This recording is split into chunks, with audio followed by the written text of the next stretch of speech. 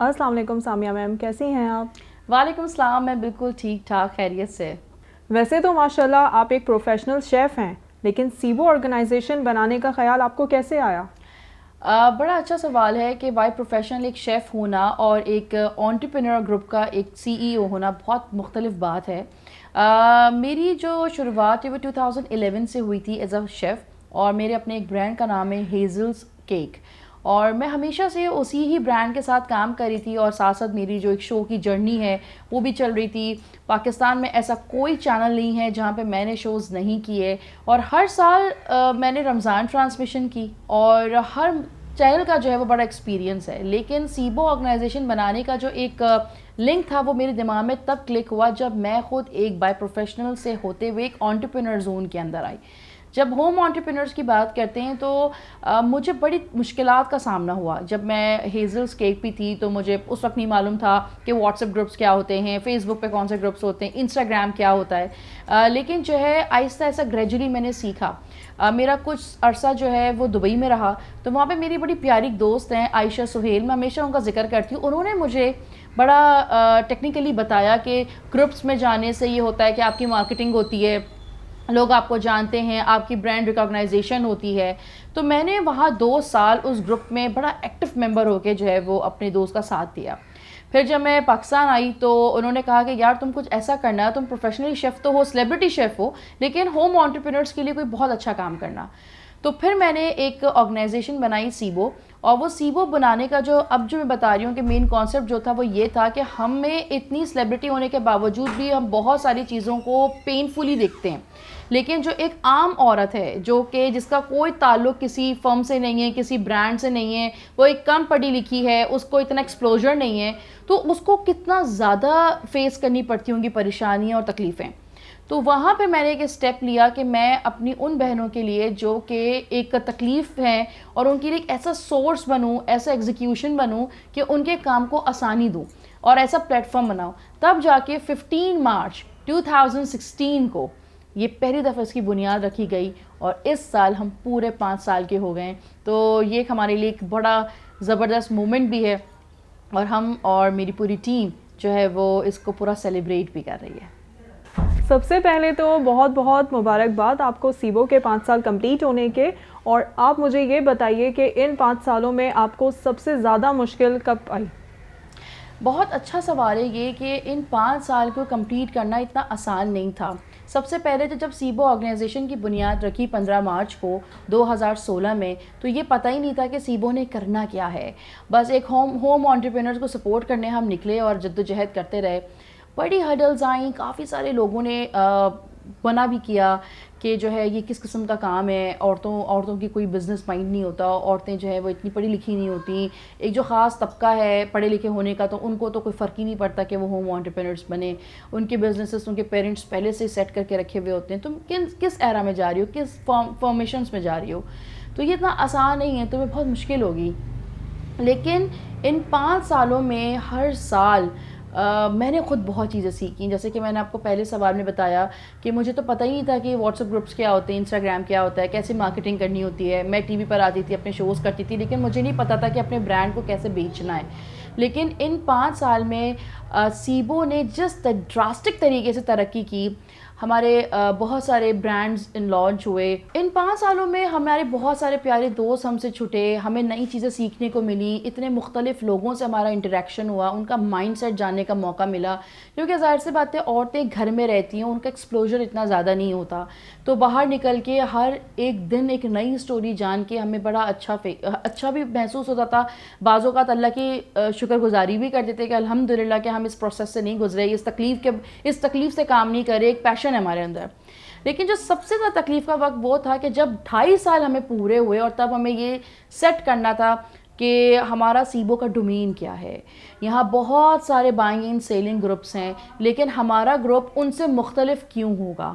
تو اب جا کر ہم نے جو ہے وہ اپارچونیٹیز نکالنا شروع کریں، اور وہ اپارچونیٹیز کو لوگوں تک پہنچانا، جس اپارچونیٹیز کو لوگ مارکیٹنگ یا اسپانسرشپ کہتے ہیں، کہ اس کا ڈومین لوگوں تک سمجھانا، بتانا، ان کو طے کرانا کہ بھائی یہ مارکیٹنگ اور اسپانسرشپ ایک برانڈ کے لیے کس لیول کے لیے امپورٹنٹ ہے, کہاں کہاں تک آپ لوگ جو ہیں وہ اپنے برانڈ کو آگے سیل آؤٹ کر سکتے ہیں, کیونکہ یہ ایک ایسی مارکیٹ ہے جہاں پہ کوئی دکان ہی نہیں ہے, کچھ بھی نہیں ہے.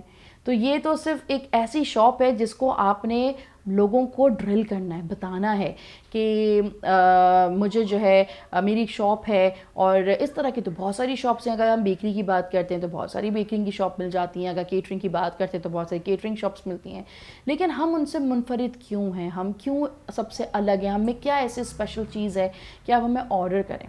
تو اس وقت جب ہم لوگ پائنر میں تھے کہ 2019 اور 18 to 19 کا میں بتا رہی ہوں کہ اس وقت اتنا امپورٹنٹ جرنی تھی کہ جب ہم پہلی دفعہ ایک اپنے پاکستان کے ٹی وی چینلز پہ آنا شروع ہوئے, ٹی وی چینلز پہ ہم آئے, ہم نے بہت سارے شوز کیے, انکریڈیبل شوز کیے, بریلینٹ ایگزیکیوشنز تھیں, کانسیپٹ بہت تھا.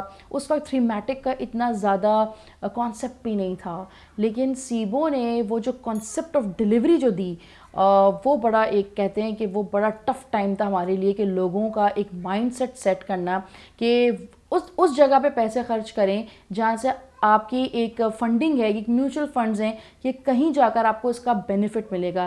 تو یہ کانسیپٹ سیبو نے انٹروڈیوس کرایا, اور اس کو انٹروڈیوس کرانے کی جنگ جو ہے وہ آج تک جاری ہے, لیکن اب ہلکی ہو گئی ہے, لیکن یہ پرولونگ رہے گی. کسی بھی بزنس کے لیے مارکیٹنگ بہت امپورٹنٹ ہے, اور سیبو نے اس کو پروو بھی کیا. اور میرے نزدیک یہ سب سے زیادہ مشکل جو ہے وہ فیس تھا جو ہم نے اس کو فیس کیا.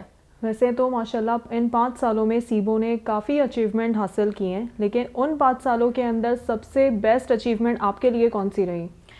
ہاں, یہ بڑی یادیں ہیں, اور ان 5 سالوں کو جب ہم دیکھتے ہیں تو بڑا اچھا لگتا ہے. جب سیبو بن رہا تھا تو تب مجھے میرے میاں نے مجھ سے بولا کہ تم یہ کیوں بنا رہی ہو, کیا ہے؟ تو میں نے ان کو بتایا کہ میں یہ چیز سوچ رہی ہوں کہ میں اپنی ہیزلس کو بڑا پروموٹ کروں گی, ایک اچھا گروپ ہونا چاہیے, مجھے بڑی مشکلات فیس ہوئیں, تو ہمیں ان صورتحال کے لیے کچھ کام کرنا چاہیے. تو میں اور میرے ہسبینڈ ایک دن ڈنر پہ تھے, اور میں نے کہا کہ کل اس کی لانچنگ ہے, اور اللہ تعالیٰ جو ہے وہ مجھ سے نیک کام کرائے, اور میں جب تک اس فارمیشن پہ کام کرتی رہوں گی, اس پروسیس میں رہوں گی, اللہ تعالیٰ مجھ سے نیک کام کرائے, اور مجھے جو ہے وہ بھٹکائیں نہیں, اور میں غلط راہ میں نہ جاؤں, یا مجھ سے غلط ایسے لوگ نہ ٹکرائیں. اچھے لوگ ٹکرائیں, اچھے لوگوں کے ساتھ مل کے کام کریں, ایک اچھی جرنی رہے اور ہم اچھا کام کریں. تو سب سے بیسٹ پارٹ یہ تھا کہ جب مجھے کونسل جنرل آف انڈونیشیا سے جب ایوارڈ ملا, مجھے وہ اتنی خوشی ہوئی, کیونکہ اس وقت میری امی بھی میرے سامنے تھی, اور میری وہ سارے ٹیم ممبرز بھی تھے. تو ان کی آنکھ میں ملا تو وہ مجھے تھا, لیکن جو خوشی میں نے ان کی آنکھ میں دیکھی تھی تو وہ مجھے بڑی خوشی ہوئی, کہ آج لگا کہ ہم جو ہے وہ کامیابی کا سفر ہیں. اور اس کامیابی کو بنانے میں نا بہت سارے لوگوں کا ہاتھ ہے. یہ ایک اکیلے انسان کی کامیابی نہیں ہوتی ہے, اس سے بہت سارے لوگوں کا پارٹیسپینٹ ہوتا ہے, پارٹیسپیشنز ہوتی ہیں. اور اس پارٹیسپیشن کے اندر سب سے پہلے تو میں اپنی فیملی کا تھینک یو کروں گی, جیسے میرے پیرنٹس, میرے ابو, میری امی. اگر وہ مجھے نہ پڑھاتے, نہ لکھاتے, یا وہ میرے ساتھ کھڑے نہ ہوتے, تو شاید میں آج اس قابل ہی نہ ہوتی کہ میں اتنا آگے آ کے کام کرتی. پھر میں اپنے شوہر کا بہت شکریہ کروں گی کہ اگر وہ مجھے اتنا بڑا فورم کی اجازت نہ دیتے, وہ میری چیزوں کو نہ سمجھتے, کیونکہ میرے لیے کوئی ضروری نہیں تھا, میں تو ٹی وی سیلیبریٹی تھی, میرے لیے بہت تھا یہ, لیکن ان کی سپورٹ کے بغیر آج جو کچھ بھی ہوں تو اپنے ہسبینڈ کے سپورٹ پہ ہوں. پھر میری اپنی فیملی, جیسے کہ جس میں میری ساس نے میرا بہت سپورٹ کیا, بہت بڑا اہم کردار ہے ان کی میرے سکسیس کے اندر. میرے سسر کا بہت اہم کردار ہے, انہوں نے میرے بیک ہینڈ پہ میرے بچوں کو دیکھا. اور یہ چھوٹی چھوٹی چیزیں ہیں, اگر وہ نہ دیکھتے تو میرے لیے مشکل پیدا ہوتی. میرے اپنی بہت سارے ایسے فیملی ممبرس کا, جنہوں نے, میری خالاؤں کا, جب میں شور پہ جاتی تھی تو وہ میرے ساتھ جاتی تھیں. میرے بچوں کا, ابھی تو بہت چھوٹے ہیں, لیکن جب کبھی یہ انٹرویو دیکھیں گے تو میں ان کا شکریہ ادا کروں گی کہ انہوں نے میرے ساتھ ہوتے ہوئے خاموشی سے بیٹھتے تھے اور میرا شوٹ دیکھتے تھے, شور نہیں مچاتے تھے. میری ٹیم کا, اسپیشلی آمنہ کا, میری باقی ٹیم ممبرس کا, جس میں آمنہ ضیاء ہیں, جس کے اندر میری امی خود ہیں فرحانہ, اور میرے ونگ ہیڈز ہیں ہما واسطی, حمیرہ, فرین, کرتلین, ماہم, آپ بہت سے, سمینہ, ضیاء, بہت سارے لوگ ہیں جو کہ ہمارے اس پورے کہتے ہیں اس ٹیم کو آگے بڑھانے کے لیے, میں ان کا بھی شکریہ ادا کروں گی جو ہمارے ٹیم میں پہلے تھے. اسرا, منزہ, انہوں نے ٹیم کو بڑا سالڈ بنایا. اس سے پہلے اگر 5 سال کی بات کروں تو میں ضرور ذکر کروں گی عائشہ واجد کا, عطیہ کا, سمرین فہد کا, اور آپ کا رابعہ کوی کا, اور آپ یہ کہہ لیں بہت سارے لوگ ہیں جنہوں نے ہماری ٹیم کو, فاطمہ شہزاد کا, بہت سارے لوگ ہیں جنہوں نے ہمارے ڈفرینٹ موڈس کے اوپر ہمیں بڑا سپورٹ کیا. اور ہاں, ہمارا ان کے ساتھ لانگ ٹرم جرنی نہیں رہی, بٹ ان کی ڈیووشن تھی. جتنا عرصے بھی ہم نے ساتھ کام کیا, ان کی ڈیووشن ہمارے ساتھ تھی. انہوں نے بڑا اچھا ہمیں کام کیا. ان کی محنت سے ہم بھی گروم ہوئے, ہمارے گروم ہونے سے اور لوگ بھی گروم ہوئے. تو یہ وہ اچیومنٹ ہے جب ہم اپنے آپ کو بھی گروم ہوتے ہوئے دیکھتے ہیں اور دوسروں کو بھی گروم ہوتے ہوئے اور آگے بڑھتے ہوئے دیکھتے ہیں, تو یہ بہت خوشی فیل ہوتی ہے. اور مجھے سب سے زیادہ خوشی تب فیل ہوتی ہے جب میرے گروپ کے لوگ جب دوسرے گروپس میں جا کے ان کو ڈیزگنیشنز ملتی ہیں, وہ کسی گروپ کے ماڈریٹر بنتے ہیں یا پریزیڈنٹس بنتے ہیں یا ان کو اچیومنٹس ملتی ہیں, تو تب مجھے لگتا ہے کہ ہم نے ایک عام سے انسان کو کندن بنا دیا اور آج وہ دوسرے گروپ کا ایک سپورٹنگ پلر بن رہا ہے. تو یہ میرے لیے, یہ کہتے ہیں یہ خالص اچیومنٹ ہے جو میں ہمیشہ اس کو فیل کرتی ہوں اور خوشی ہوتی ہے. اپنے پروجیکٹس کے بارے میں بتائیے جو آپ نے ان 5 سالوں میں بنائے ہیں. ہمارے 11 پروجیکٹس ہیں, اور ہمارے ان 11 پروجیکٹس کا بنانے کا جو مین کانسیپٹ تھا وہ پینڈیمک میں آیا. 2020 جو تھا وہ ہمارے لیے بہت ہی ایک ٹرننگ پوائنٹ تھا, جہاں پہ ہم لوگوں نے اچھے برے ہر حالات کو, بلکہ مجھ سمیت پوری دنیا نے لوگوں کو دیکھا. اور وہ بڑا تکلیف کا سال بھی تھا کہ ہم نے بڑے پیاروں کو, اپنے عزیزوں کو بھی کھویا اور نئی چیزیں سیکھنے کو بھی ملی. تو جب ہم سیکھنے کے پروسیجر میں تھے تو سب سے پہلے تو سیبو جو تھا وہ ایک اپارچونٹی گروپ تھا, اور اس کے بعد B2B, بزنس ٹو بزنس اور بزنس ٹو کنزیومر تھا. لیکن اس کنزیومر کے اندر خواتین ہی تھیں, لیکن ہم نے اس پینڈیمک کے اندر اپنے سیبو کا تھوڑا ٹرانسفارمیشن کیا. اس کے اندر میل جینڈرز کو بھی ہم نے انکارپوریٹ کیا. ہم نے بے انتہا جو ہے وہ ڈیلیوری سروسز کے لیے لوگوں کو سپورٹ کیا. ہم نے لوگوں کو ٹیکنالوجی کے لیے بڑی کلاسز دیں. ہم نے واٹس ایپ سیشنز کیے, ہم نے انسٹاگرام سیشنز کیے, ہم نے فیس بک سیشنز کیے, یوٹیوب سیشنز کیے, آن لائن بزنس کو کنسلٹنٹ کیا. بہت ساری چیزوں کو ہم نے اس میں ڈیولپ کیا. تو جب ڈیولپمنٹ ہو رہی تھی تو ہمیں تب سمجھ میں آیا کہ آن لائن بزنس کیونکہ ہمارا فیوچر ہے, اور اس فیوچر کے لیے بہت ساری چیزیں بڑی امپورٹنٹ ہیں. تو ہمارا جو پہلا پروجیکٹ جو ہم نے نکالا وہ تھا پروگرام ہمت, جو کہ اتنا امپورٹنٹ پروجیکٹ تھا کہ اس پروجیکٹ کا کانسیپٹ یہ تھا کہ ہم اپنے خواتین کو اور مرد حضرات کو یہ بتائیں کہ اگر آپ آن لائن بزنس سٹارٹ کر رہے ہیں تو آپ نے اپنے موبائل فون سے اپنے آپ بزنس کو کیسے ڈیولپ کرنا ہے. یہ بڑا امپورٹنٹ تھا. تو ہم نے اس ٹیکنالوجی کے بارے میں ہم انفارمیشن دیتے ہیں, سیشنز ہوتے ہیں, اویئرنیس کلاسز ہوتی ہیں, تو ہم اس میں سیکھتے ہیں, پھر آپ اپنا بزنس ڈیولپ کرتے ہیں. دوسرا جو پروگرام تھا وہ تھا پروگرام ہنرمند. بہت ساری ایسے انسٹیٹیوٹ ہیں جو کہ آپ کو اسکلز ڈیولپمنٹ پروگرامس کو سکھاتے ہیں, بٹ اٹس ریئلی کاسٹلی. اتنے پیسے ہوتے ہیں کہ اکثر لوگ افورڈ ہی نہیں کر پاتے. تو ہم نے انہی پروفیسرس کو بلایا, کم پیسوں کے اندر چھوٹی چھوٹی کلاسز رکھیں جس کے اندر آپ سیکھ سکتے ہیں, اپنے پروفیشن کے حساب سے اپنی کلاسز کو چوز کریں اور آپ اس کے اندر انرولڈ ہیں. اس پروجیکٹ کا نام ہے پروجیکٹ ہنرمند. پھر ہماری پروجیکٹ ہے project Udaan. It's all about the education. It's a pre primary to primary education. چھوٹا بچہ اور اس کے بعد پرائمری, یعنی کہ 1 سال سے لے کے 6 سال تک کے بچوں کی ایجوکیشن اسکیمس پہ ہم کام کرتے ہیں. ان کے پروجیکٹس, ان کی ایکٹیویٹی اور ان کے مائنڈ سیٹ, اس کے لیے ان کی پلے ڈیٹس ہوتی ہیں, اس کے اندر ان کے سیشنز ہوتے ہیں, language sessions, therapy sessions, training sessions, tuitions, بہت ساری ایکٹیویٹیز ہم اس پہ کرتے ہیں. It's all about the education. اس کے بعد ہمارا چوتھا جو پروگرام ہے وہ ہے مصور. مصور کا کانسیپٹ ہے کہ ہم نے دنیا میں جتنا بھی آرٹ ہے, جیسے چاہے وہ رنگوں کی صورت میں ہو, میوزک کی صورت میں ہو, آرٹ کی صورت میں ہو, ڈانس کی صورت میں ہو, ہم نے اس کو ایک جگہ کمپائل کیا ہے اور ہم اس کے ڈفرینٹ کمپٹیشنز کراتے ہیں. اس کے بعد ہے ہمارا سیبو healthy life style. It's all about the healthy life, جس کے اندر ڈائٹ ہے, آپ کا یوگا ہے, ایکسرسائز ہے, اور اس کے اندر جو ہے وہ ٹریولنگ بھی ہے, کیونکہ ایک اچھی ٹریولنگ, اچھی چیزیں جو ہے وہ آپ کو ہیلدی رکھتی ہیں. پھر ہمارا پروگرام ہے Soch. It's all about the mindset game. اگر ہماری سوچ پازیٹیو ہوگی, اگر ہم اپنی اچھی جرنی گزار رہے ہوں گے تو ہمارے اندر اچھی ڈیولپمنٹ ہوں گی. اس اچھی ڈیولپمنٹ کرنے کے لیے ہمیں کیسے اپنے اندر سے نیگیٹیوٹی نیگیٹیوٹی ختم کرنی ہے.